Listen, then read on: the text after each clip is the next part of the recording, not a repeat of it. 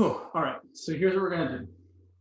We're going to use the precise definition of the limit.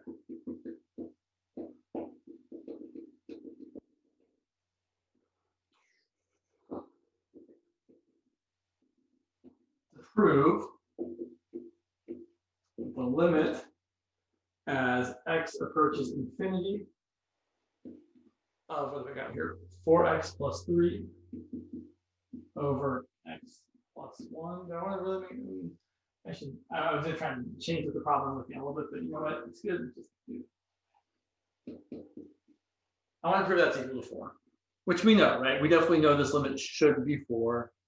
It's a rational function where the degree on top and the degree on the bottom are the same. And so we know when we take the limit to infinity, it's just the quotient of the leading coefficient would be 4 over 1. So if you're just evaluating this limit without a precise definition, you'd be like, great, it's 4, we're done. But we're obviously trying to do a little work here. So I kind of want to point out the difference between this and like our previous delta epsilon proofs. So let me actually go to the other side for a second. So before, previously, right, we were trying to show like the limit as, I'm just going to make something up, like as x approaches 2 of 3x plus 5 equals 11. Right? If we were trying to do that, we'd be trying to show that like we need that x minus 2 is less than delta, and this minus that is less than epsilon. Right? We want x to be close to 2. We want our function to be close to 11. The difference here now is that we still want this part. Right? We still want the function to be getting close to a number. In this case, the function should be getting close to 4. But we don't want x to be getting close to 2. We want x to be getting really, really big, right? Because that's what it means when x is going to infinity. So it's getting really, really large. So instead of finding an x so that x minus 2 is less than delta in absolute value, we're going to be trying to find an x so that x is bigger than, I should say, instead of finding a delta, we're trying to find a number so that x is bigger than that number. So here's kind of the difference. We're going to say for this one that we want to find,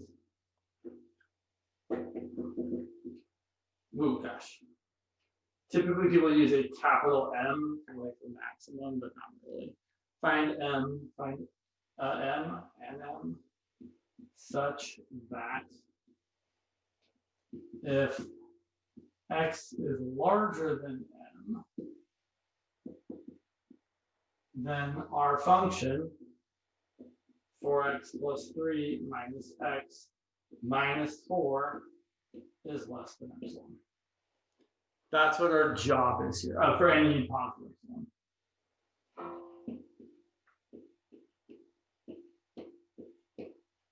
That's the idea, right? In fact, let me draw a picture.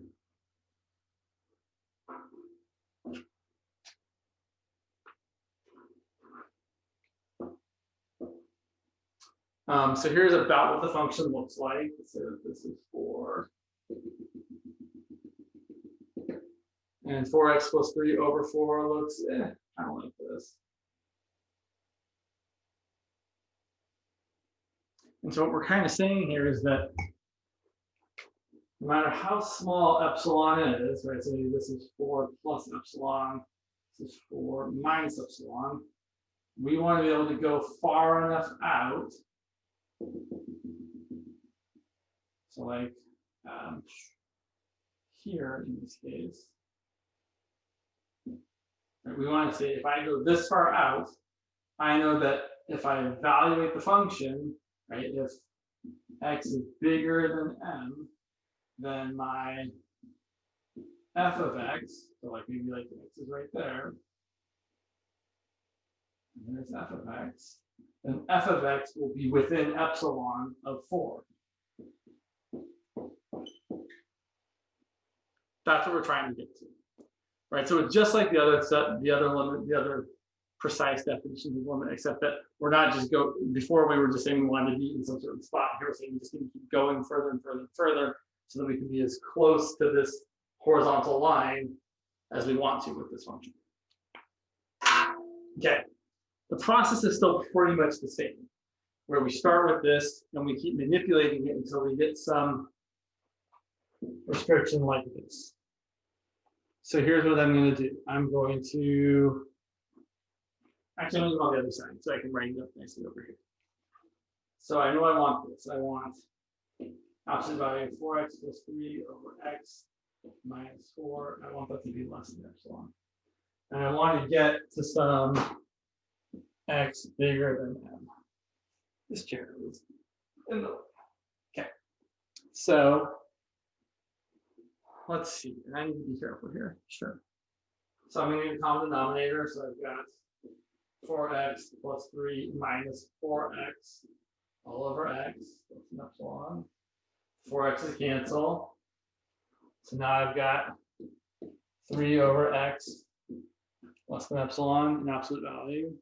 And then I can flip both sides, right? I can say that x over 3 in absolute value needs to be bigger than epsilon. Be a little bit careful there, James. Bigger than 1 over epsilon. I said I'm going to flip both sides. And then multiply both sides by 3, so that the absolute value of x needs to be bigger than 1 over epsilon. We can drop the absolute values because we're saying x is going to positive infinity. So we can just say that x is going to be bigger than 1 over epsilon, assuming that epsilon is positive. Right? We don't need to worry about if x is negative because we're taking one to positive infinity. So we're going to say here that here's what we think needs to be true. We need x to be bigger than 1 over epsilon. And if that's the case, then we should be able to get back to what we just said. Why is it 1 over epsilon instead of negative epsilon? Because I made a mistake. I forgot about the 3, right? I should have multiplied both sides by 3 instead of 3 over epsilon. Does that answer your question, or was there more question there? Or just like in general, why is it 1 over epsilon? So the reason why, the reason why is because this step here. So when solving an inequality, if the thing you want to isolate is in the denominator, one option is to just reciprocal both sides and then change the direction of the inequality. So I did the reciprocal of this is x over 3. The reciprocal of this is 1 over epsilon. Really, it's a shortcut. Really, it's a shortcut for multiplying both sides by x and dividing both sides by epsilon. Right? So I could also go this way and say 3 is less than epsilon times x, and then divide both sides by epsilon. X is bigger than 3 over epsilon. Either way works. Either way gets you to the same spot, where that x is bigger than 3 over epsilon. Does that clarify things? Yeah, we don't have to do it on both sides where it's like negative epsilon and then positive epsilon. Gosh, that's a good question that I don't I have a pen, sorry. That I don't know if I have an excellent answer to. Look at my notes here.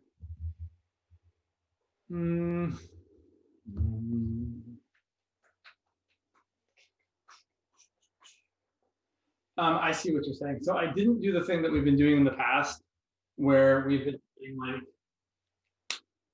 sorry, this person, where we've been saying at this point like 3 over x is bigger than epsilon, or sorry, is less than epsilon and bigger than negative epsilon. And I think the reason why here is because we're kind of using the justification that since x is positive, because x is going to infinity, it has to be positive, that we can kind of ignore this part over here and just say we know it's going to be greater than 0. So I'm pretty sure that's kind of why we're not worrying about this negative part over here. But it is a valid question. I feel like I'm not giving you a great answer, to be perfectly honest. Sorry. That's okay. I have one more question. When you graph the x on the graph, is it where the 4 minus epsilon intersects with the? No, it's so what I'm saying here is that our x here is bigger than this value we're looking for, and we're ending up with our function, right? So right there is our f of x, and we're seeing that f of x is within 4 plus epsilon and 4 minus epsilon. Or if you prefer, Right, so what I'm getting, sorry, I'm writing out the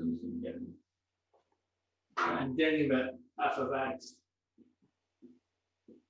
is between 4 plus epsilon and 4 minus epsilon. Or if you prefer, f of x minus 4 is less than epsilon, bigger than minus epsilon. That's what we're getting to. Okay, thank you. You're welcome. So the idea here is that we have found what we need, right? This is Rn. So what we can say when we actually write the proof up is that, let me write this kind of, let m equal epsilon over, sorry, my problem is my epsilons and my 3's looks almost the same. Let m equal 3. Like, how do you write a 3? 3 over epsilon. 3 over epsilon. That looks right. Okay. Let m equal 3 over epsilon. Then x bigger than m, or x bigger than 3 over epsilon.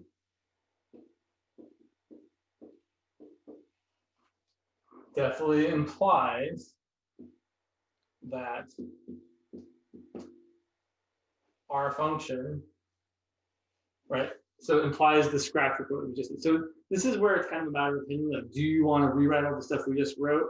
Not really, right? We're just going to say, okay, we know that if x is bigger than 3 over epsilon, I'm probably going to write it. Then we get that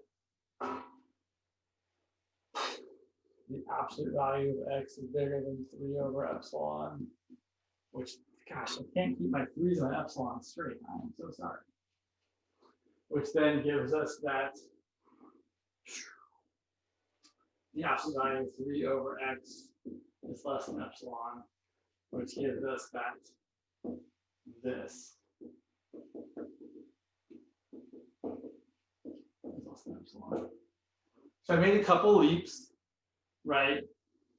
Here to here, I don't think is such a big leap, but definitely here to here is a bit of a leap, right? I took the reciprocal of both sides and then also multiplied both sides by 3. So that's a little bit of a jump.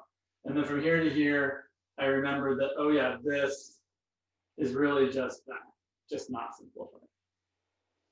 So that's the idea. It's very, very similar, but different to the precise definition we were doing before, where we'd say, okay, we're going to let x, and the other ones were kind of also extra funky because you had to solve for delta, and like delta was the minimum of the two things that we had some of those weird ones. So this feels maybe less bad, maybe not. Let's try and work through one more just to kind of be a little more comfortable with it. I have a question. Yeah.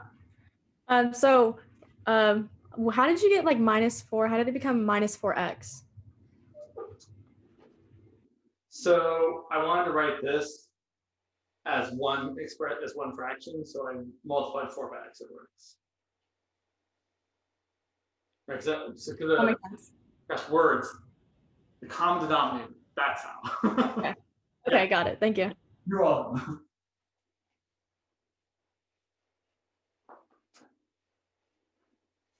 So the thing with a lot of these is a lot of them are going to be rational expressions, right? Because there are not a lot of, I mean, it's not that it isn't, but they're the ones that we easily see, like have limits that exist at nice numbers.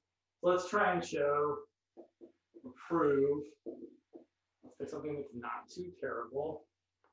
The limit as x goes to infinity of, instead of not too terrible before he makes it terrible. Let's say 2x squared plus 1 over x squared is equal to. I'm hoping that's not going to be terrible. Let's find out. So let's do the side work first, and then we'll kind of come back and we'll also write the proof. So here's the scratch work.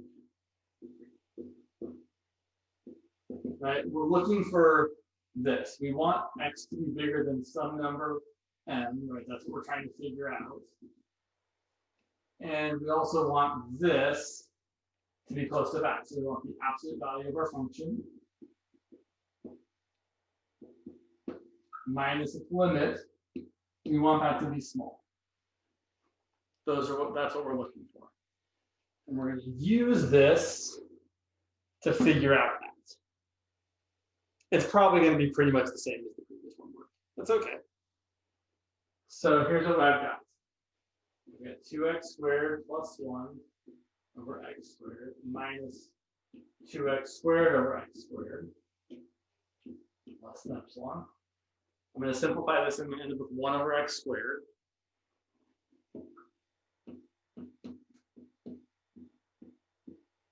I really don't need the opposite values here because 1 over x squared is just positive. So I can say 1 over x squared is less than epsilon. 1 is less than epsilon times x squared. 1 over epsilon is less than x squared. So the square root of 1 over epsilon is less than x. And I will mention, just in case it's not clear, right, this is going to get bigger as epsilon gets smaller. So it makes sense, right, as you're trying to get closer and closer and closer to your limit with an epsilon. If the epsilon is getting smaller, the x has to be larger and larger and larger to accommodate that. Okay. So let's see if we can write up a proof that doesn't look terrible.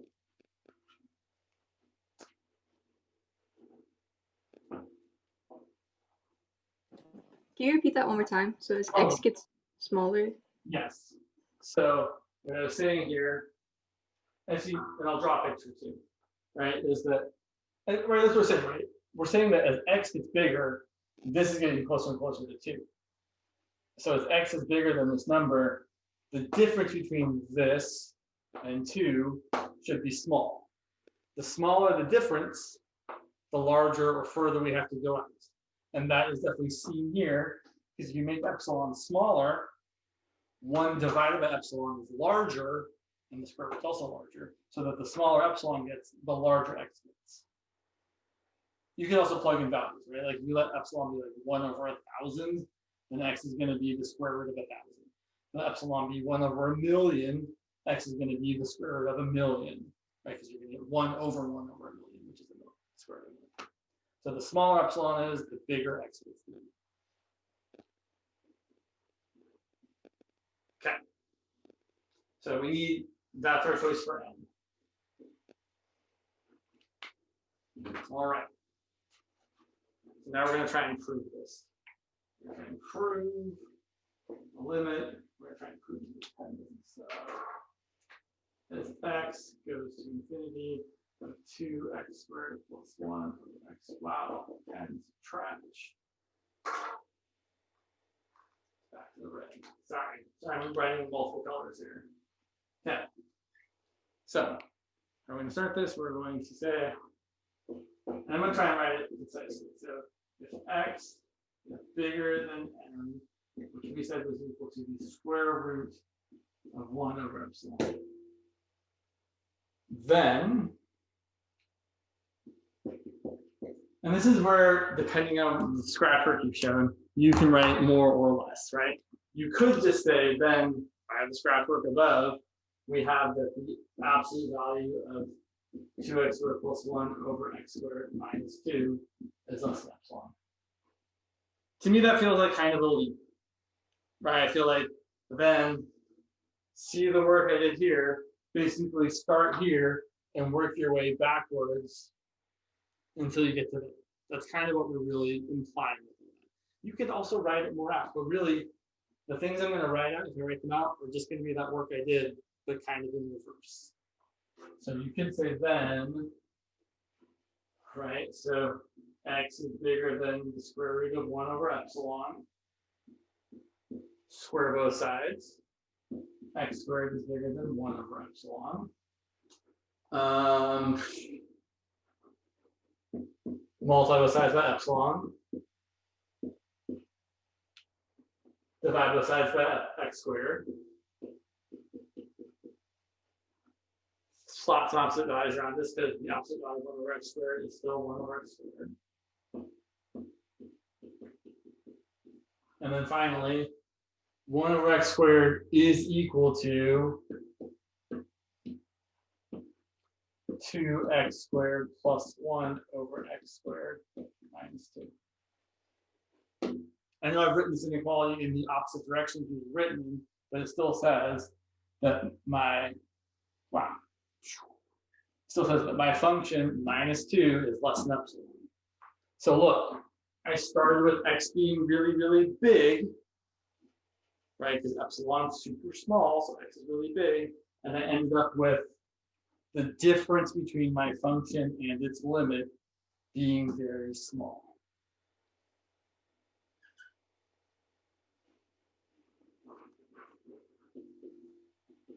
This proves that the limit as x goes to infinity of 2x squared plus 1 over x squared. Because we showed that as long as x is big enough, the difference between the function and 2 is as small as you want it to be. And again, the only difference between this and like the other delta epsilon proofs from before is that instead of that here you're just saying x has to be really, really big, whereas before we were saying something like, you know, x minus a has to be smaller than delta, right? That's what we were doing previously. Other than that, it's pretty much the same process.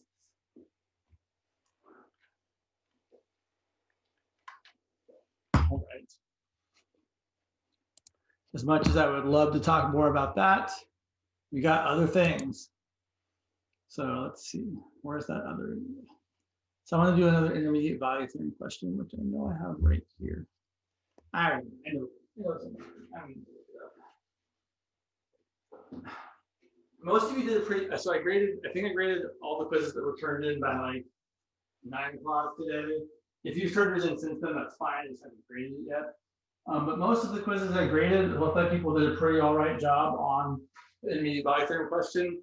The only thing a couple people struggled with, or maybe not struggled with, didn't do was a few of you didn't write about how the function needs to be continuous, which it definitely does need to be continuous to apply the intermediate value theorem. But other than that, I think most of you got the gist pretty well.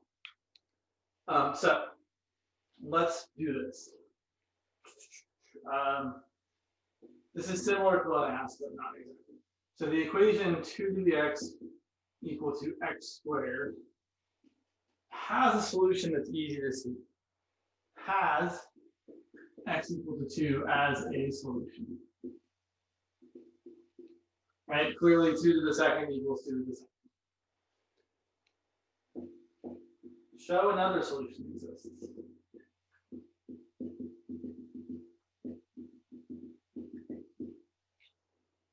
And so one person I think did this different. So it's fine, not fine.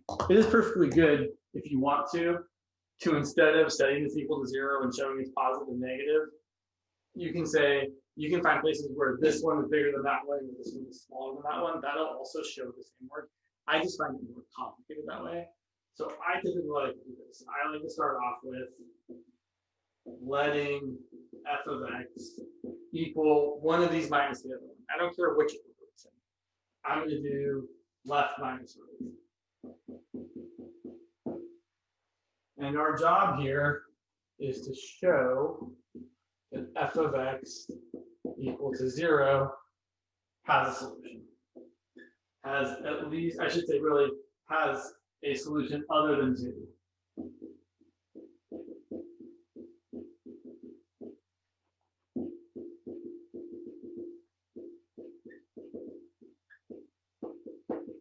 I do think for these intermediate value theorems, it is good to write out the words. You have to maybe try and write like full sentences. I think teachers like that for these kinds of problems. And your teacher might not want that, but if they do, it's good. And then observe, note, whatever. You don't have to prove it, I don't think. You just have to say, we have continuity. Observe the f of x is continuous. Either on the interval that you know you want to use, or just on its entire domain of continuity, which here is everywhere.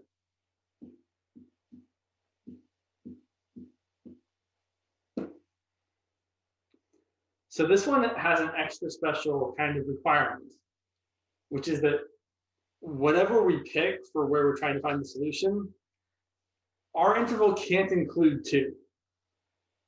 Because if we include 2 and we're showing there's at least one solution, well, that solution might have been 2. And we didn't show there was another solution. So we either have to pick an interval where everything is bigger than 2 or where everything is smaller than 2. And I will tell you that everything being bigger than 2 is not going to work. I'm pretty sure it's not going to work. Yeah, right? Because you pick stuff bigger than 2, like, ooh, I feel now like I'm totally wrong. No, I think there might actually be solutions on either side, which is good. So let's go bigger than 2 just for the heck of it. So let's say, so if I pick x equal to 3, f of 3 is 2 to the third minus 3 squared, which is 8 minus 9, which is negative 1. And we know this is definitely going to be positive eventually because 2 to the x is going to be way, way bigger than x squared eventually. In fact, if you go to the next number, I should say the next integer. Okay, f of 4 is 2 to the fourth. Did I pick these? Okay, this, so I always forget.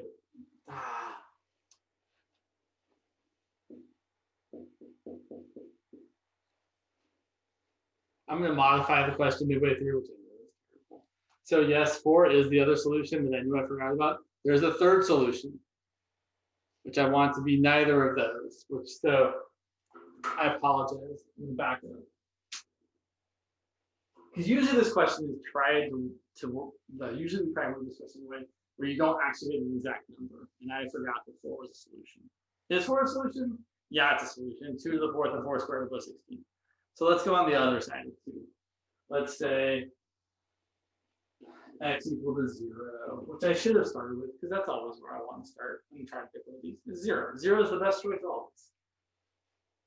F of 0 is 2 to the 0 minus 0 squared. Do be careful. I did see a few people get 2 to the 0 to be 0. Remember, 2 to the 0 is 1. So you get 1 minus 0 is 1. That's positive.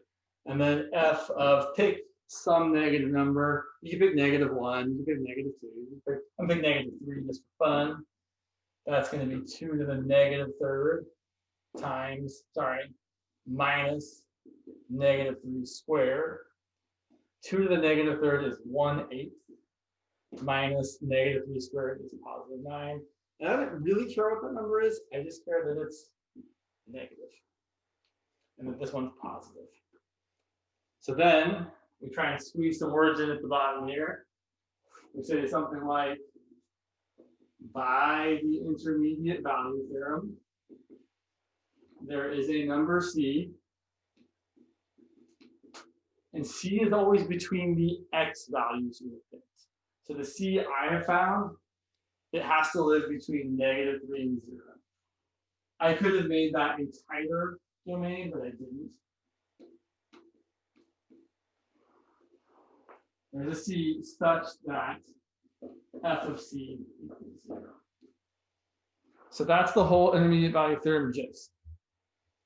You say the thing's continuous, you show it's positive somewhere and negative somewhere else, and then you say there has to exist a solution between the places where it is positive and where it is negative.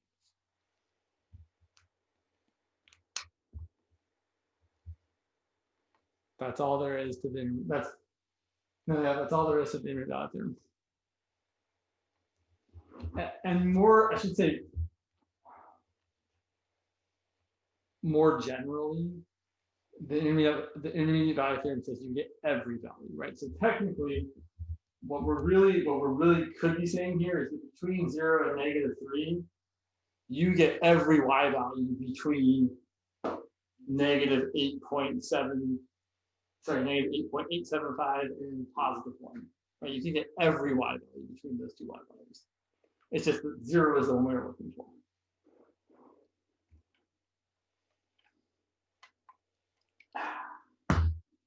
All right. What else is on my agenda here? I think I said, oh yeah, asymptotes, continuity. Okay. Let's talk continuity for a second. And then let me see one thing real quick, actually. Where'd you go? Okay, yeah, okay, sure. Yeah. Yeah, let's talk continuity, then we'll talk about all sorts of asymptotes. Time is it? Oh, yeah. So much time. It feels like a lot of time, but it also feels like it goes by fast. So while I'm thinking of it, let me grab a screenshot of the people in class so I can record your attendance. Don't worry, I'm just screenshotting your names, not your pictures. I delete them later anyway, so no worries. I may still have all the video recordings on my right. You're on here somewhere forever, probably, or at least as long as this computer is alive. Let's see. Yeah, sorry, my brain lost. Okay, there we are. Let's look at this problem. Determine whether or not the given functions are continuous. So is this function h of x equal to, sure, 3x minus 1 when x is less than or equal to 2, and x squared plus 2 when x is bigger than 2. Is this continuous at 2?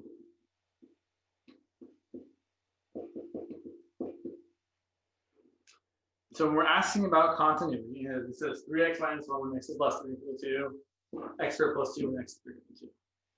So there are three things.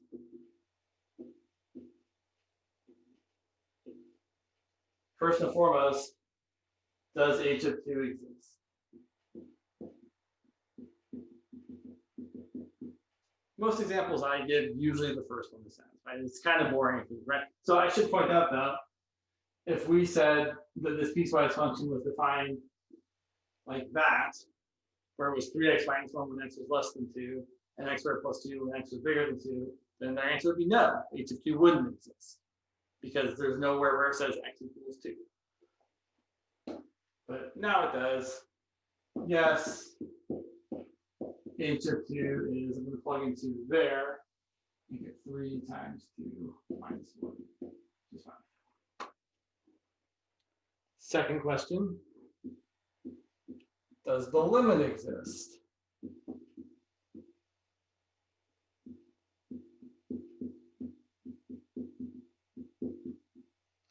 And not always, but often, especially with piecewise functions, this is going to involve taking the left and the right hand limit and seeing if they're the same. So the limit as x approaches 2 from the left of h of x, and the limit as x approaches 2 from the right of h of x. And that's where we have to make sure we use the correct side, the correct piece. So I'm approaching 2 from the left, I'm using the part where x is less than 2, which is 3x minus 1.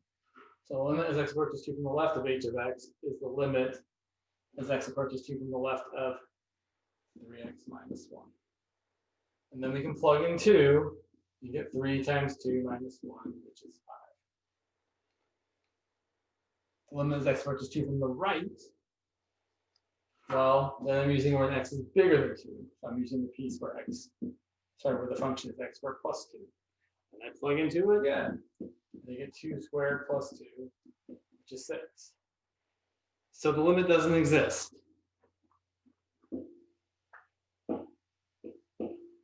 The left-hand limit and the right-hand limit are not the same. And so then it's not continuous, right? If either one of these doesn't exist, it's not continuous. So it's that h of x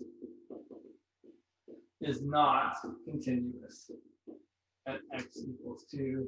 And I would personally like to include because the limit as x approaches 2 of h of x does not exist. I think it's a good idea to say why it's not continuous. Is it because the function doesn't exist? Is it because the limit doesn't exist? Or is it because they're not equal to each other? We could also throw in, if we wanted to, the fact that this function is left continuous at 2. So just as an aside here, h of x is left continuous at because the left-hand limit is equal to the function value.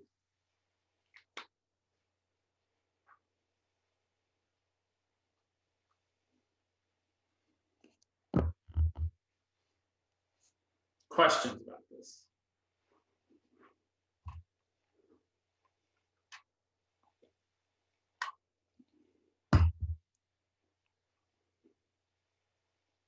All right, let's look at I'm going to do a couple more things with continuity. Oh, I should also point out that if someone said, where is this function continuous? We can say that h of x is continuous on the interval from -infinity to 2, parentheses, union, parentheses 2 to infinity. Right? It's continuous everywhere except for that one point. If I were speaking very generally, if someone said, James, say something about the continuity of this function, I would say, oh, that function, it's not continuous. Even though it's continuous almost everywhere, I would still, that is the language I would use. I'd say, oh, it's not continuous because there is a discontinuity at 2. But it's more correct to talk about it more specifically, right? This function is continuous everywhere except x equal to 2. And I should also say it is a jump discontinuity, right? If you were to graph this thing, you would see that it looks like the following.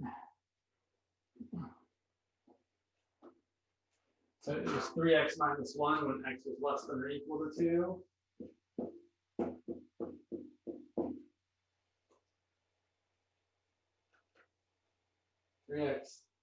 I went too high, sorry, 3x minus 1. So I have 0.25, and it would look kind of like this. And then it was x squared plus 2 when x is greater than or equal to 2, which looks like, yeah, but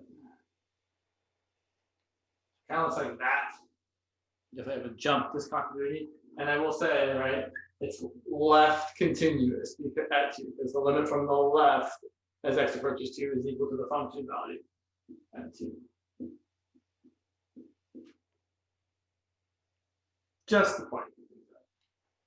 Okay, let's look at another example. Let's look at this function's continuity at 2. So here, my function, f of x, is this lovely piecewise function. And it's kind of gross, actually. It's -4 times cosine of pi times the quantity x plus 1. And that's when x is less than 2. It is equal to, sorry, right here, 17 when x is equal to 2. And it's equal to the square root, sorry, the cube root of x plus 6 plus x squared minus 2 when x is bigger than 2. So part 1, clearly f of 2 exists. F of 2 is definitely 17, right? When x is 0, the function 17. It's also, I should also point out this function is continuous everywhere except for possibly 2, because the cube root of x plus 6 plus x squared minus 2 is definitely continuous everywhere. And -4 cosine of pi times x plus 1 is definitely continuous everywhere, right?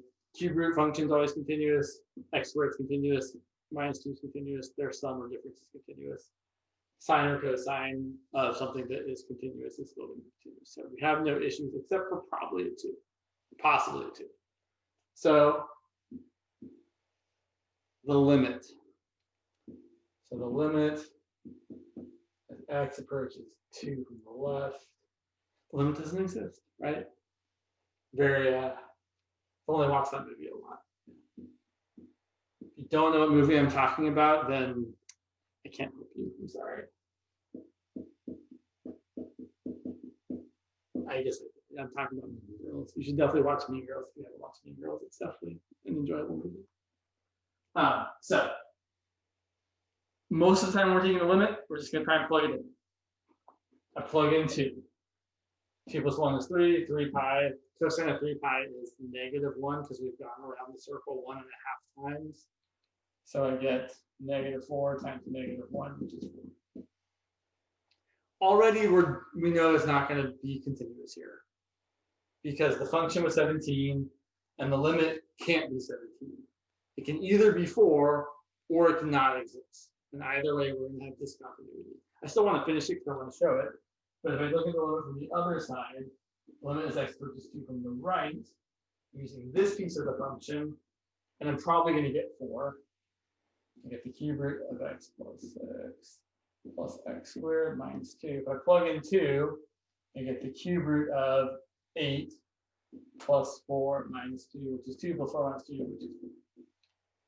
So the limit exists, right? The limit as x approaches 2 of f of x is equal to 4. And the function exists, f of 2 is equal to 17, but they're not equal to each other. And although I'm not going to graph these exactly because these functions are more complicated to graph, here's the idea of what's happening.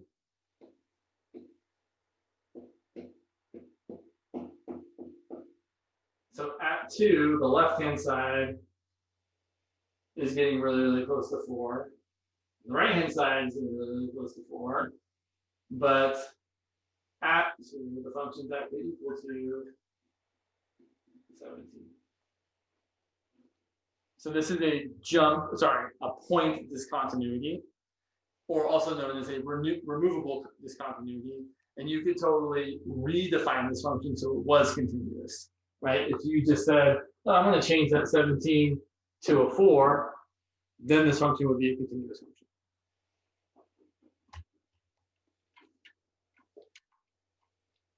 All right, let's look at one more example. We have a question. Go right ahead. Sorry. How do you get 4 from as the limit approaches 2 from the left side? Sure. So the function is -4 times cosine of pi times x plus 1. And like with most limits, the first thing I try and do to evaluate it is just plug it in.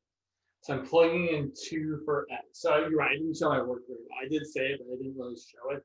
So what I'm getting here is I'm getting -4 times cosine of pi times 2 plus 1, which is pi times 3. And cosine of 3 pi is -1, right? Because cosine of 0 is 1. Cosine of pi is -1. Cosine of 2 pi is back to 1. And cosine of 3 pi is back to -1. Okay. That's how I'm getting that. Thank you. You're very welcome. All right, we'll do one more continuity problem, then we'll take a break, then we'll talk about some asymptotes. There's definitely more than a few of you asked about slant or oblique asymptotes, which my guess would be are not going to probably show up too much, but that doesn't mean you don't want to know them, right? I had another example. Sure. So here's my function. G of x is equal to, what do I got here? Piecewise function. And again, most of your continuity questions, not always, but frequently are going to be piecewise functions. I might have one more. I know I said one more, but I might have one more after this one that's a different flavor. It's still worth looking at.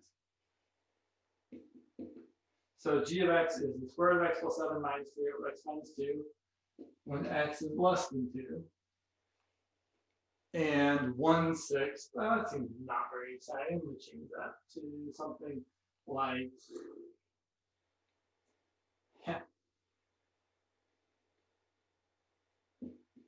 sure. 1/3x when x is bigger than 2. That feels mildly more exciting than just saying it's 1/6. All right. So does g of 2 exist? Of course it exists. We plug into this piece, and for x is equal to 2. We get 1/3 times 2. Part 2 does alone exist. So here, so one thing that you'll probably start to recognize for these piecewise functions is basically the piece that you used to find out what the limit was equal to, to find out what the function was equal to, the limit of that piece is going to have the same value. So I already know that when I do the limit from the right side of 2, right, where x is bigger than 2, I'm going to be using the same piece of the function, and the limit's going to be 1/6, right? That's just, you can't help it. So I already know that the limit as x approaches 2 from the right of g of x is the limit as x approaches 2 from the right of 1/3x. And then I plug into and I get 1/6. No big surprise there. It's the other side that we have to look at more carefully. So as I approach 2 from the left, I'm using this piece where x is less than 2. And then we actually have to do some work.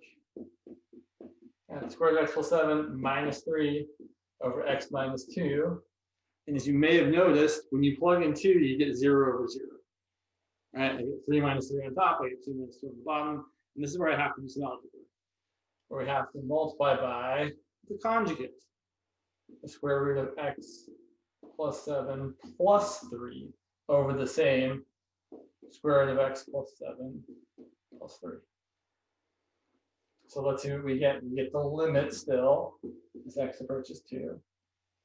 On top, I get the first thing squared minus the second thing squared. So I get the square root of x plus 7 squared, which is x plus 7, minus 3 squared. Over the bottom, which I don't want to multiply out. At the bottom is just x minus 2 times the square root of x plus 7 plus 3. And then you can see that the numerator is going to end up being x minus 2. Right? X plus 7 minus 9. That's going to cancel with this here. So what we actually have is the limit as x approaches 2 from the left. Sorry, I forgot the left there. X approaches 2 from the left of the x minus 2 on top cancels, so I have a 1. The x minus 2 on the bottom cancels, so I have a square root of x plus 7 plus 3. And now I can plug in the 2 for the remaining x's and get 1 over the square root of 2 plus 7 plus 3, which is 1 over 3 plus 3, which is 1/6, which is the same. So the limit exists. The limit from the right and the limit from the left are equal to each other. That means the limit exists. They're also both equal to the function value. So here's what we get to conclude. F of x is continuous at, really it's continuous everywhere, but we're specifically looking at 2. It's continuous at x equals 2 because the limit as x approaches, sorry, no, that's right. The limit as x approaches 2 of f of, oh, sorry, g of x. Start calling it f of x for a second. Of g of x is equal to g of 2. Right, that's what it means to be continuous. The limit as x approaches a number of the function is equal to the function evaluated at that same number. And then you could say further that this function is continuous everywhere. That might not be true. That might be a total lie, actually. It's definitely continuous everywhere bigger than 2, because this function is well defined everywhere bigger than 2. It wouldn't be at 0, but it's not in the domain. This one, I think we're stuck as far left as -7. Yeah. So you can actually say that g of x is continuous on the interval. Now check this out. This is continuous on the interval from -7 bracket to infinity. And we include the -7 because, right, it's an endpoint barrier where there isn't any weird discontinuity. So even though it's really only right continuous there, we still talk about that being continuous. Okay, we should take a break. I know I said I had. All right, let's continue onward.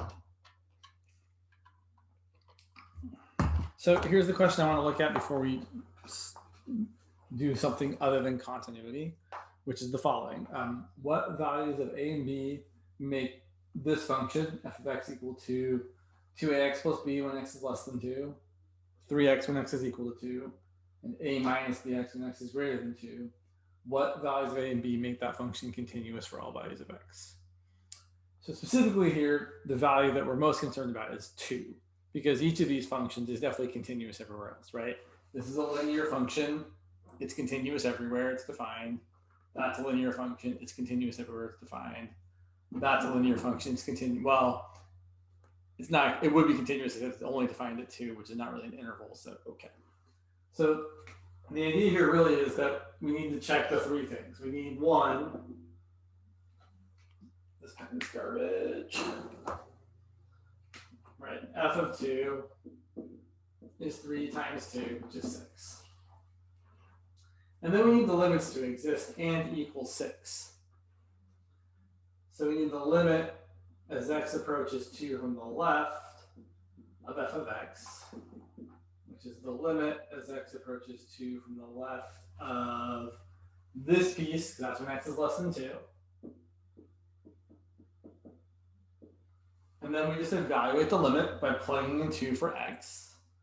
So I get 2 times a times 2 plus b, which is 4a plus b. And then we know for this function to be continuous at 2, the limit, both the left and the right limit, have to equal the function value, which is 6. So I know that 4a plus b have to equal 6, has to equal 6. And then we're going to do the same thing for the right-hand limit. So I will point out, I think it's worthwhile to show this work. So that the limit has to equal 6 and the limit has to equal 6. But you could as easily plug to say, I know if I plug in 2 here and I plug in 2, they have to equal what I get when I plug in 2 here. So you could say, I know it's going to be 4a plus b equals 6 equals a minus 2 times b. But I do think there is something to be gained, at least, or shown by actually writing out this limit work here. So if the limit as x approaches 2 from the right, it is the limit as x approaches 2 from the right of a minus bx. And again, I'm just going to plug in 2 for x and get a minus 2 times b. And again, for this to be continuous, I know this needs to equal 6. So then you can do this a couple different ways. I would probably set those equal to each other. So set 4a plus b equal to a minus 2b.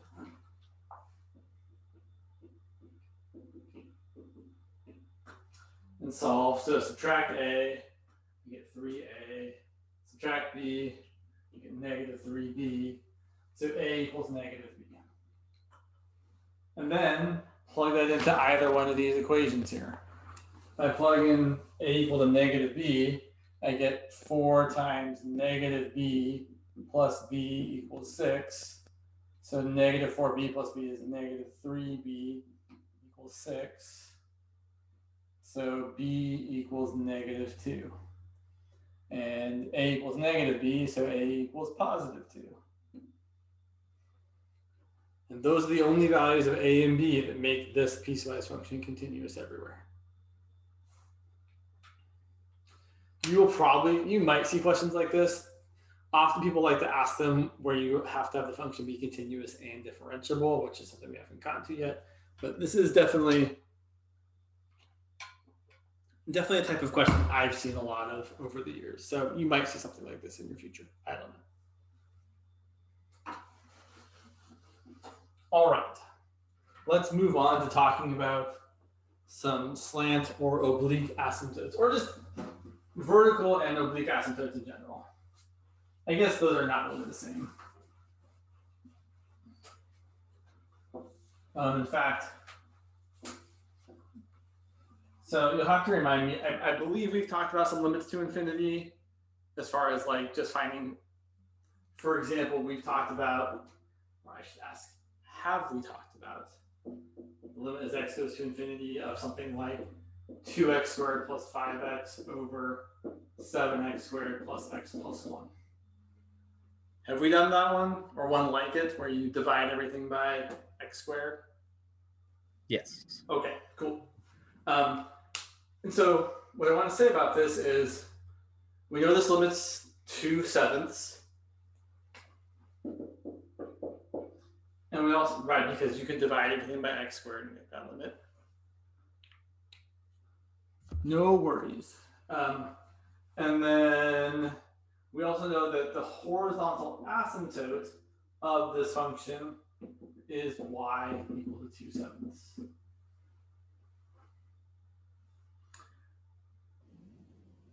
What else do I want to say about this? So the thing I want to say is that when you take a limit to infinity or to negative infinity, it can tell you about the behavior of a function. And it can tell you about if you have a horizontal asymptote, or if you have, well, really it can tell you horizontal stuff, and you can kind of maybe sometimes see if you might have a slant asymptote. So let me give you an example. Let's look at, what have we got here? Let's look at this. I want to look at the function f of x equal to x squared plus 5x plus 11 over x plus 1. Sorry, that's the 1. Yeah. Okay. And so here, if I did take the limit to infinity of x squared plus 5x plus 11 over x plus 1, I would divide everything by the highest power of x in the denominator.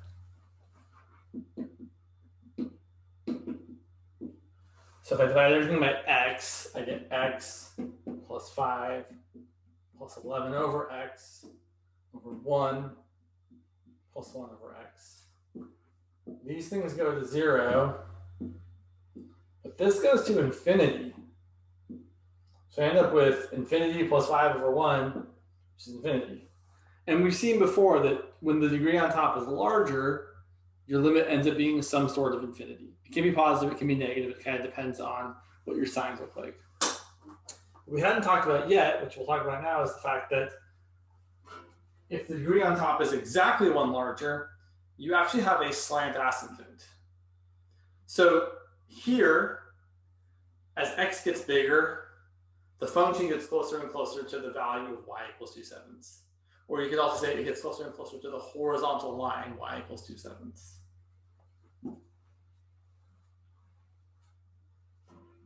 Here, when the degree is exactly 1 larger on top than it's on the bottom, this function is going to get closer and closer to a line.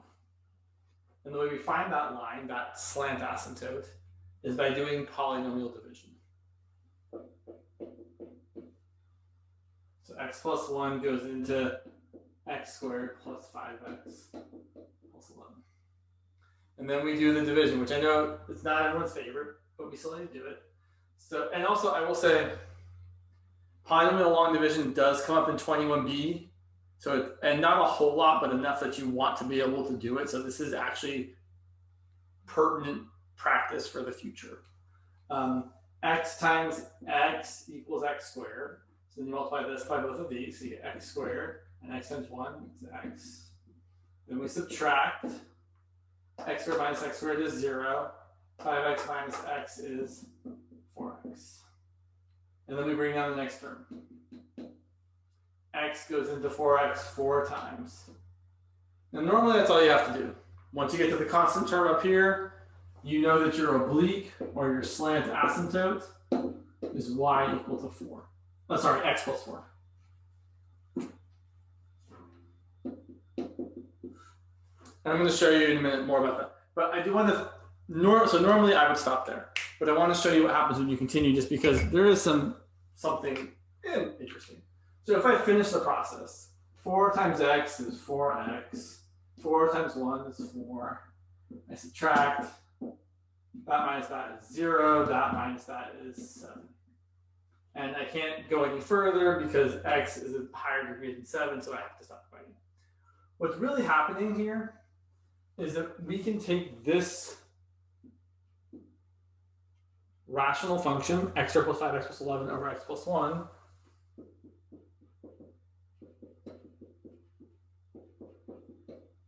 and write it as the quotient x plus 4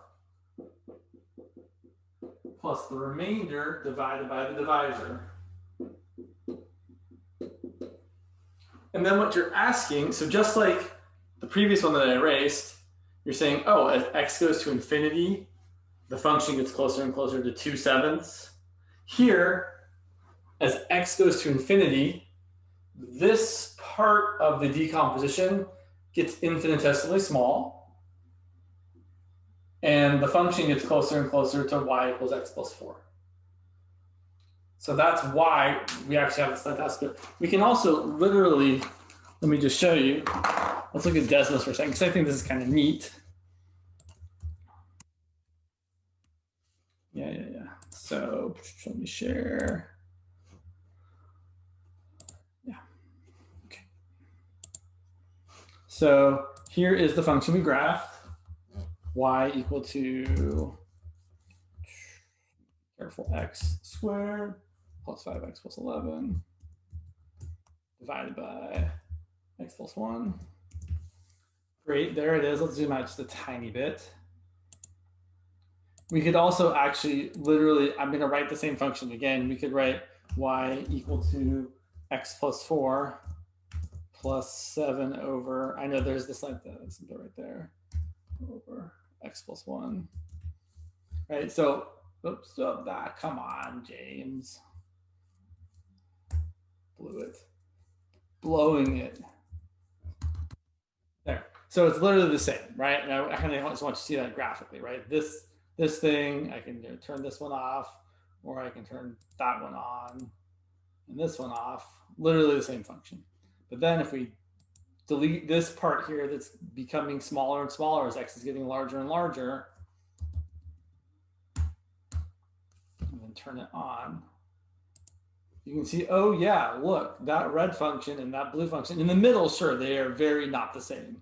But as you zoom way out, right, they're really just, I mean, they are very, very close to each other. They're not the same, right, because they're always going to differ by 7 over x plus 1. But as x gets larger and larger and larger, those values are going to be, whoops, closer and closer and closer to each other. The other thing I will say, so this is only true for functions where the degree on top is exactly 1 larger than the degree on the bottom. There are other kinds of asymptotes, though. Not that you'll ever be asked about them, but technically you could have a parabolic asymptote, which is kind of weird. For example, if your function was, say, I don't know, y equal to, let's pick something not too terrible, like x cubed divided by, whoops, come on, wow. Okay, you gotta be careful here. I forget the. So, okay, this looks bizarre. There's some vertical asymptote at 1, right? Because you have division by 0 when x is equal to 1. But if you zoom out, it looks a lot like a parabola. And that's because when you divide x cubed by x minus 1, you get, now I didn't do it ahead of time, so I'm going to have to actually do it so we can see what it is real quick here. Let me stop sharing. We'll come back to this in just one sec. So if we do x cubed divided by x minus 1, I didn't give myself nearly enough room to write that out.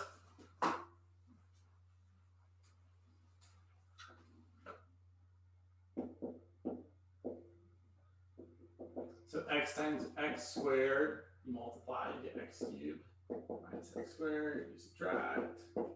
And then we can write the rest of these terms here so that we can actually finish the process. 0x squared minus x squared is x squared. Bring down the next term. X times x gives you x squared. X times minus 1 is minus x. Subtract, you get 0. Subtract, you get x. And then x times 1 is x. So I really just want to show you that if we type that in, again, this is not super important. I'm going off on a slight tangent here just for a second, just because I want you to be aware of the fact that there are things other than straight lines that are asymptotes.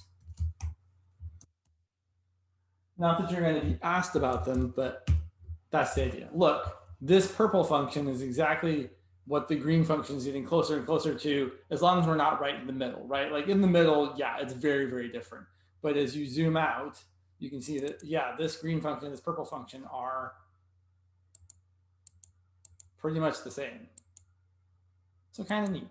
And it just is the difference in degrees, right? This x cubed minus 1 over x minus 1 is 2 degrees greater than, right? The top is 2 degrees greater than the bottom. So the asymptote is something that is 2nd degree. And you can do that to any degree you wanted. That's why we see that when the degree on top is 1 larger than the degree on the bottom, you have a slant asymptote or a linear asymptote. Just like this, when the degree on top is 2 greater, you have a quadratic asymptote. Again, don't sweat the quadratic asymptote. I just think it's kind of interesting, but it's not that important to be comfortable with. But the process is the same regardless. If you're trying to find an asymptote of a rational function, and it's not just a horizontal asymptote, right? If the degree on top is larger, the way you find the asymptote is by doing polynomial division and seeing what your quotient is. So although it's weird to say, for this particular example, right, x cubed over x minus 1, the asymptote is the parabola y equals x squared plus x plus 1. Let's look back at a more normal example. What time? Okay, yeah. I want to eat up all the time doing this.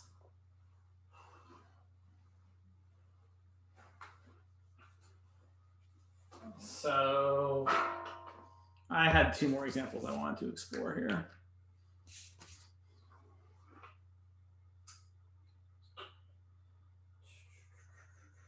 Sure, let's do that one.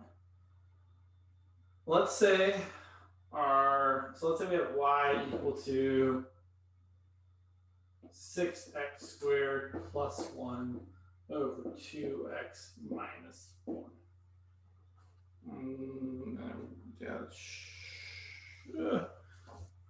Now I'm worried I've changed the example in a way that might make it terrible. Let me not. I was trying to point something out, but we'll do that for the other ones. It's actually 6x squared minus x plus 1 over 2x minus 1. It's just polynomial division. It is polynomial division, right? Like, I mean, yeah, it's not always fun, but it's just a process. And maybe the process is throwing away this pen. Get a new pen. How about some new pens? Exciting times. Oh yeah, look at that new pen greenness. Looks so good. All right, so how do we do this? Again, we just always ask, so I should point out, when you're doing polynomial division, it's important that you write each of the polynomials in the usual order, right? Highest powers first down to lowest powers. And then you're just asking, okay, for this first leading term here, what do you multiply this by to get this leading term there? Well, for this one, 2x times 3x is going to equal 6x squared. 3x times 2x is 6x squared. 3x times minus 1 is minus 3x. And then we subtract. Some people like to do this thing where they change the signs. I don't particularly like doing that, but if that works for you, great. Just make sure that you're careful, right? This should always be 0. And then this is minus x minus 3x. So it's minus x plus 3x, which is 2x. Then bring down the next term. 2x times 1 is 2x. You could stop there. I would stop there. The only thing I guess I would point out is that if you continued on, if you multiplied, if these were exactly the same, you wouldn't actually have a slant asymptote. You would have a function that was equal to a line, except it was undefined at one point. That's not the case here, though. Right? If you subtract, 2x minus 2x is 0. 1 minus minus 1 is positive 2. So here our slant asymptote is equal sign. Slant asymptote is y equals 3x plus 1.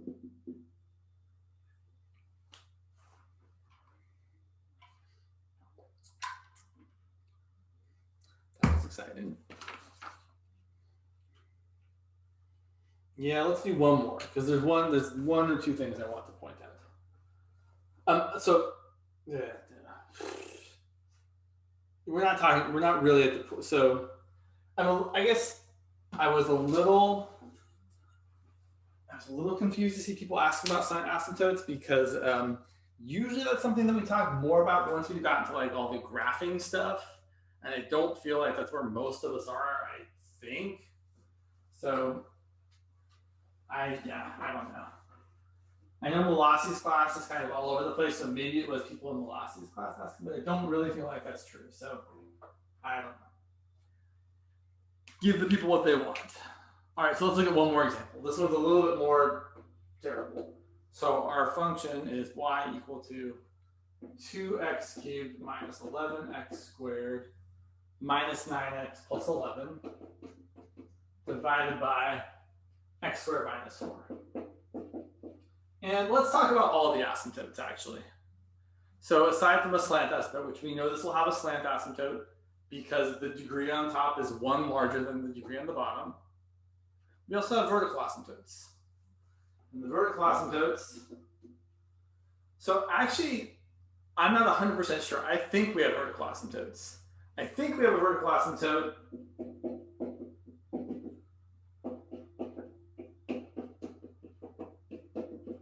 whenever the denominator is equal to 0, which would be x equal to 2 and x equal to negative 2.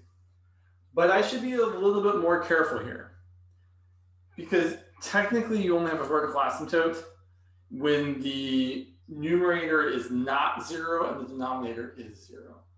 And I don't know if that's actually the case here. So if I plugged in 2 or negative 2 and got 0 on top, that would mean I actually might, right? There's actually really more work to be done if that's the case. I don't think that's the issue here, but let's double check. If I plug in 2, I get 16 minus 44 plus 18 plus 11 on top, definitely not 0. In fact, I know, yeah, now I'm convinced, right? If I plug in 2, it's not 0 because it's an even minus an even minus an even plus an odd. And 3 evens and an odd will never equal 0. Same thing if I plug in negative 2. If I plug in negative 2, this will be an even minus an even minus an even, which is even, plus an odd, which is odd, and 0 is an even number. So that's an easy way for this example to check that you don't get 0 on top. We'll talk more about vertical asymptotes in just a minute because I think it's worth exploring. For this one, though, if I want to find the slant asymptote, I'm going to do the polynomial division. So I'm going to do 2x cubed minus 11x squared minus 9x plus 11 divided by, and here's usually what we do for missing powers of x. I'm going to say dividing by x squared plus 0x minus 4 to make it easier for things to line up correctly. So x squared times 2x will get me 2x cubed. So 2x times x squared is 2x cubed. 2x times 0x is 0x squared. And 2x times negative 4 is negative 8x. Subtract 0 minus 11x squared minus 0x squared is minus 11x squared. And minus 9x minus a minus 8x is plus 8x. So minus 9x plus 8x is minus x plus 11. And then we do it again. What do you multiply by x squared to get negative 11x squared? Negative 11. So negative 11 times, well, in fact, you could stop there, right? I don't have, once I get to the constant, right? Once I get to that constant term, I have found the slant asymptote. The slant asymptote is y equals 2x minus 11. Unless someone is asking you to do more than that, I don't think you need to finish the process of polynomial division here. You could, but there's nothing else really to be gained. All right. Yeah. So let's talk vertical asymptotes.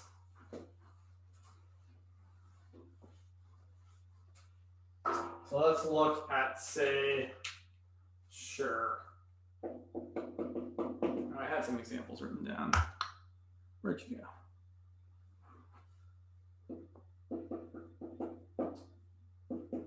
So here is a function. 5 minus 4x over x minus 3 squared. Typically, the way we identify vertical asymptotes is by seeing where the denominator is 0 and the numerator is not. Really what we do is before we even look for vertical asymptotes, we try to factor and cancel any common factors. There aren't any factors to cancel here, so we don't worry about that step. And then we say, okay, well, I can see that x equal to 3 is a vertical asymptote. Now, really, this has to do with limits, right? It's because as you approach 3 from either side, let's say we're approaching 3 from the right. If I approach 3 from the right, if I plug in 3, the numerator is going to be some negative number, 5 minus 12. And the denominator is going to be some 0, essentially. And I will tell you, when I do this kind of problem, I like to write whether my 0 is a positive or a negative number. I know 0 is actually neither positive nor negative, but I'm not really plugging in 3. I'm plugging in a number that is just slightly larger than 3. So if I have a number slightly larger than 3 minus 3, that is a very, very slightly positive number. So I like to write that as a 0 with a superscript of a plus sign.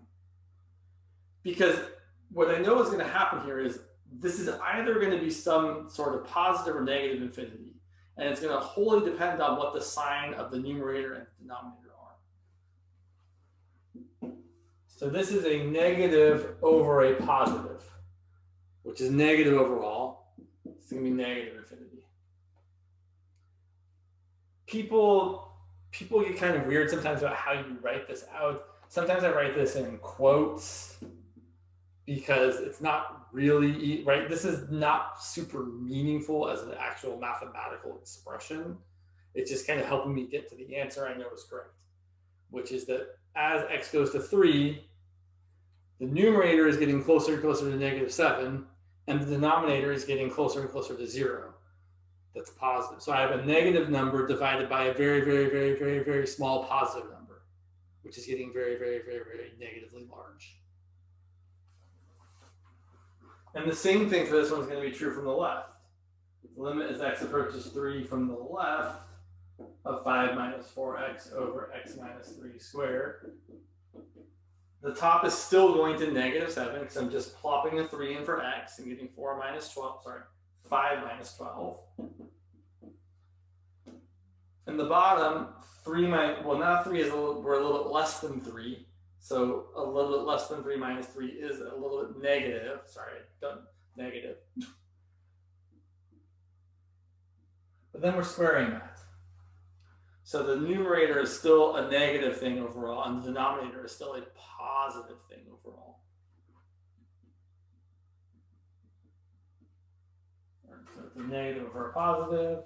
Just put it right down here, which is giving me a negative infinity. So I don't know exactly what the graph of this looks like, but it has this kind of look, where at +3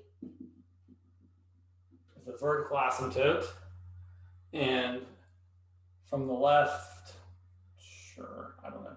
So I'm trying to make this graph look not super wrong. I don't really care. It's looking like that. Like that. So people would probably say, since the left-hand limit and the right-hand limit are both going in the negative infinity direction, that the limit as x approaches 3 overall of this expression, 5 minus 4x over x minus 3 squared, is negative infinity. Because both the left and the right side go to negative infinity. Right, left.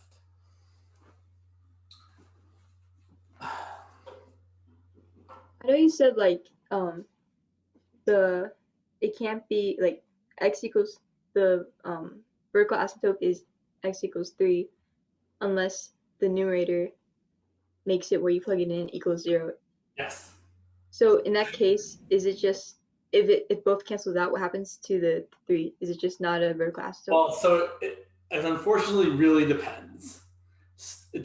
And so let me give you a couple examples. it kind of depends on how much canceling happens.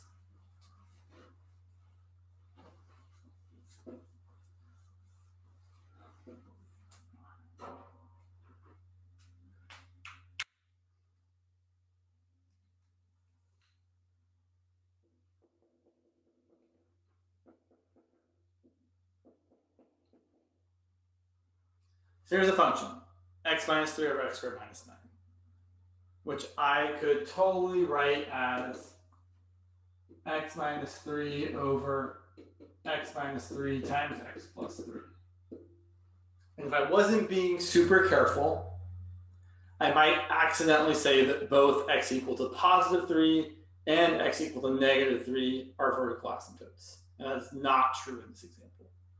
Because in this example, the x minus 3's cancel, and you can say that this is just 1 over x plus 3 as long as x is not equal to positive 3. Right? Because technically this is undefined at positive 3. So here's what we have. We definitely have a vertical asymptote at x equal to negative 3.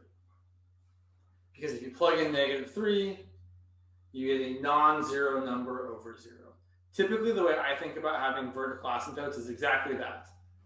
When you plug in a number, you get a non-zero number over 0. Or if you take the limit as x approaches negative 3 from either side, so I'm going to approach from the right-hand side first, of x minus 3 over x squared minus 9.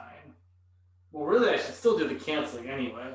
This is the limit as x approaches negative 3 of 1 over x plus 3.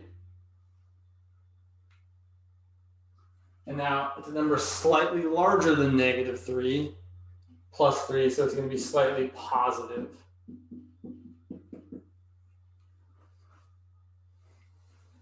On the other side, the limit as x approaches negative 3 from the left of this same expression is going to give me the limit as x approaches negative 3 from the left of 1 over x plus 3. And now it's going to be still a positive on top, but it's going to be slightly negative on the bottom. So what I've got here is at negative 3, I have a vertical asymptote.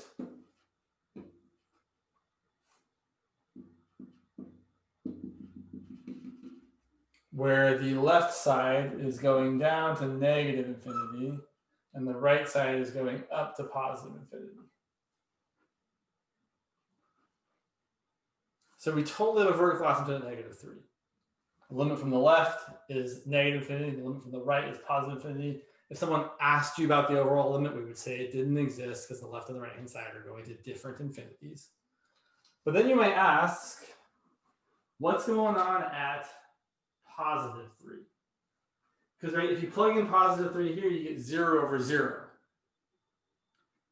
And if we're not careful and just look at the denominator, we might think, oh, we have a vertical asymptote there, but we don't. What we actually have is a hole.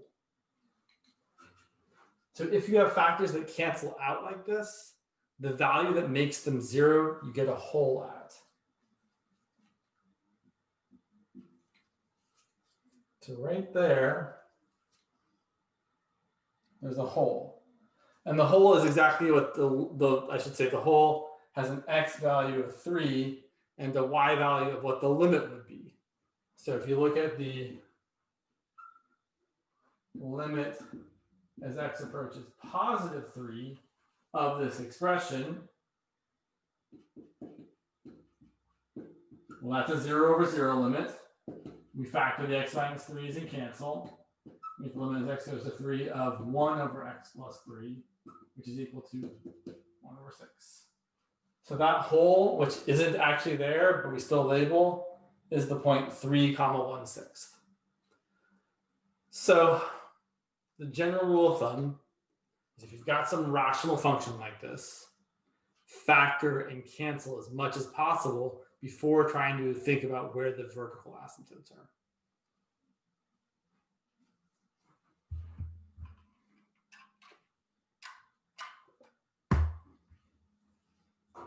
Okay.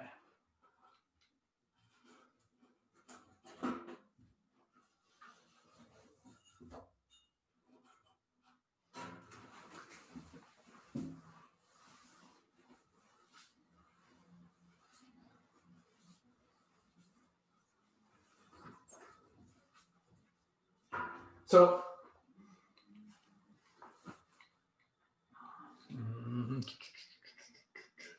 sure. Oh, that's an interesting question. Yeah.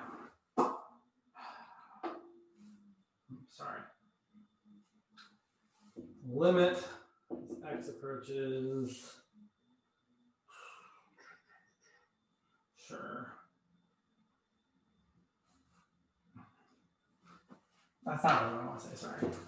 So what I want to point out is just that it can be dicey, is kind of really what I want to say. Like if you had something like this, f of x equal to, well, let me think of two, like, so say we had x minus 4 over x minus 4 squared versus f of x equal to x minus 4 squared over x minus 4.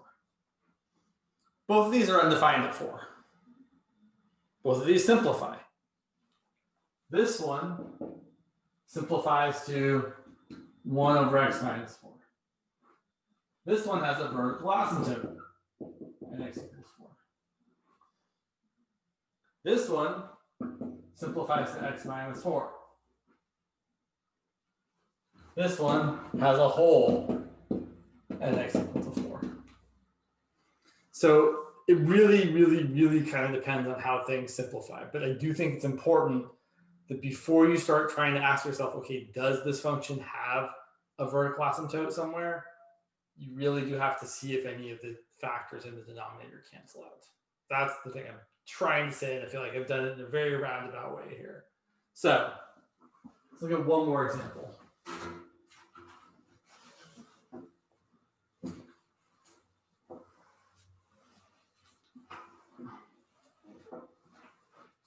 So here is the question I want to ask. What asymptotes, if any, does this function have?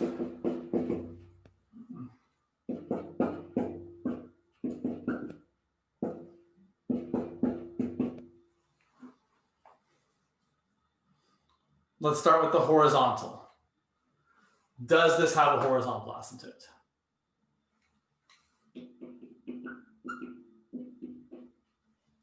For sure it does. Even if we simplify stuff, all you have to do to see if there's a horizontal asymptote is ask yourself, are the degrees the same? Are the degrees the same? Yep, they sure are. So that means the horizontal asymptote is y equal to the leading coefficient over the leading coefficient. So a horizontal asymptote, not too terrible. It's y equals 1. Vertical asymptotes, I should hold on for. So I should also point out, you could have two vertical asymptotes. Sorry, you could have as many as 2 horizontal asymptotes. If it's a rational function, you're only going to ever have 1. It's going to be the same to the right as it is to the left. There are some weird things with e to the x's or square roots of x squared that can have a different horizontal asymptote to the left and to the right. But you definitely can't, unless someone has made some funky piecewise function, you can't have a horizontal and a slant asymptote. Here's a piecewise function that does, right? It's x squared over x minus 1 when x is less than 0. Let's say less than 2. And it's 2x plus 3 over x minus 5 when x is greater than or equal to 2. This has a slant asymptote to the left and a horizontal asymptote to the right. But that's really the only way you can get both, is by purposely making a function where you get both. So you really only ever have a horizontal asymptote or a slant asymptote, not both, unless someone has really tried to make it happen. Vertical asymptotes. Let me ask you guys, how many do I have? Do I have 0, do I have 1, or do I have 2?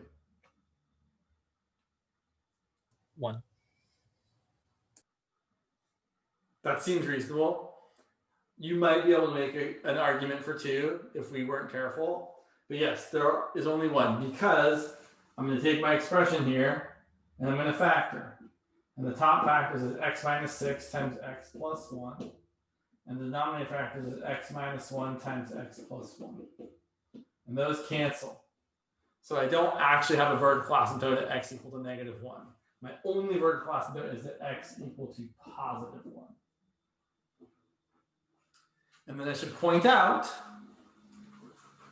that, so what I should really say is that my function could be more easily expressed as x minus 6 over x minus 1.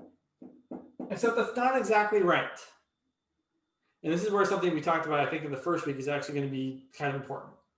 This function and this function are not the same function because they don't have the same domain.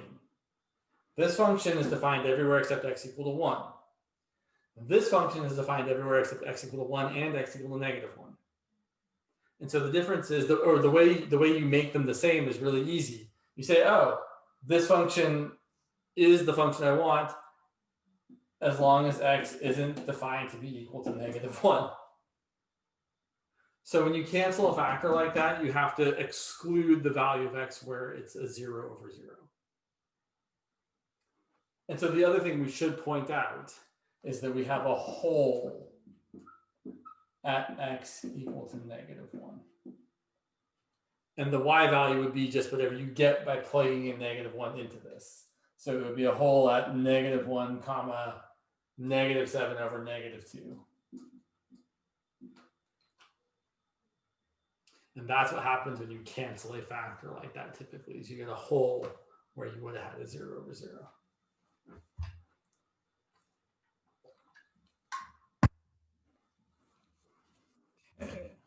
If it didn't cancel, would there be 2 vertical asymptotes? Correct. Yes. And you can have as many vertical asymptotes as, I mean, you could have an infinite number of vertical asymptotes.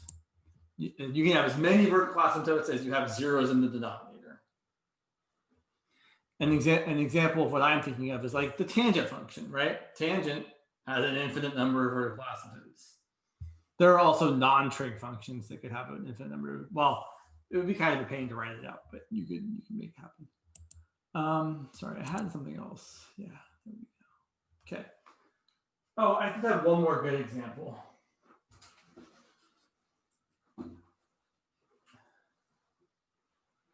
I thought I had a good example. Now I've forgotten it.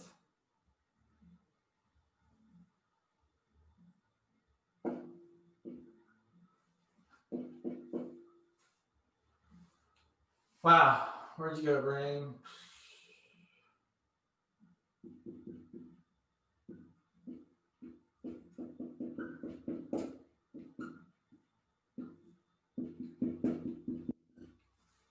That's really what I wanted. No, that's not. Sorry. I thought I had an example. All good to go. Let's just do this one. I know this one better.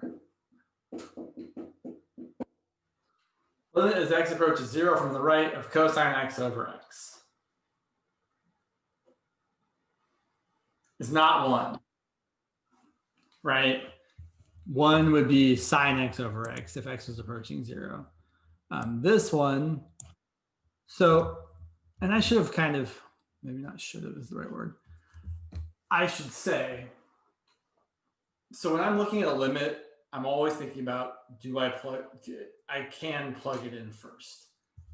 Or can I plug it in first? And what happens if I plug it in here? What do I get?